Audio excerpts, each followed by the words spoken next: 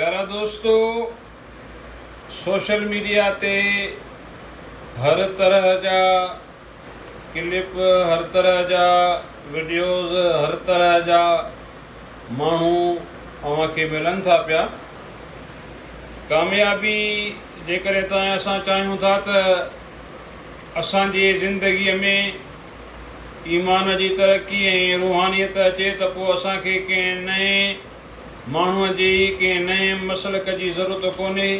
अगरि असां पीउ साईं इमामुल आरिफ़ीन पीउ साईं रोज़े धणी जा मुरीद आहियूं त असांखे हज़रत रोज़े धणी जो अक़ीदो ऐं हज़रत रोज़े धणी जो तरीक़ो ई काफ़ी आहे। असां ॿियनि नवनि आयलनि माण्हुनि जे रस्तनि ते न हलूं।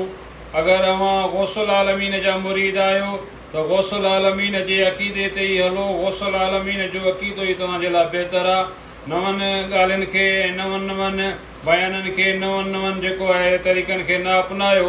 अगरि तव्हां शहीद अब्दुल रहीम गिरोड़ी जा मुरीद आहियो, मखदूम मोहम्मद ज़मान जेको आहे लवारी वारे जा मुरीद आहियो, मखदूम मोहम्मद इस्माइल पेरियाले वारे जा मुरीद आहियो, मखदूम मोहम्मद आशम ठठवी जा मुरीद आहियो, या तव्हां मखदूम अबुल हसन ॾाहिरी जा मुरीद आहियो, मियाँ अब्दुल गफ़ूर हमायूनी जा मुरीद आहियो, कहिड़े बि बुज़ुर्ग जा मुरीद आहियो, नक्शबंदी आहियो, सोहरवर्दी आहियो, चिश्ती आहियो, कादरी आहियो, महिरबानी करे जेके नवां तरीक़ा 50-60 साल में, 70 साल में असांजे मुल्क में आया आहिनि, हर को अची पंहिंजी पार्टी नई तंज़ीम ठाहे थो पियो।